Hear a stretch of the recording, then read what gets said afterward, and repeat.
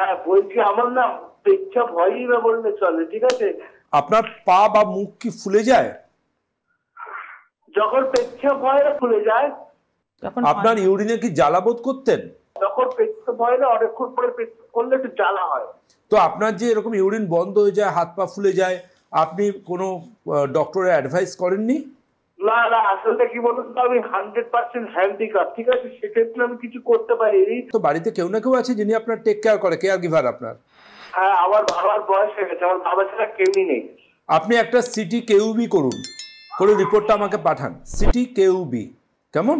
আর তার সাথে ব্লাডের ইউরিয়া ক্রিয়েটিনিন। ইউরিন বন্ধ হয়ে যাচ্ছে, এটা অনেক কারণে ইউরিন বন্ধ হতে পারে। দেখতে হতে পারে কিডনিতে ইউরিন ফর্মেশন হচ্ছে কিনা, এই সমস্যাটা কোন জায়গায় আছে, কিডনিতে সমস্যা, নাকি এনার ইউরেথ্রা কোনো কারণে ব্লক হচ্ছে, নাকি এই যে টয়লেট ফর্মেশন হয় অথচ সেটা যদি ইউরেথ্রা দিয়ে না বেরোয়, তাহলে সেক্ষেত্রে তার অন্যতম একটা কারণ কিন্তু অবশ্যই বিপিএইচ।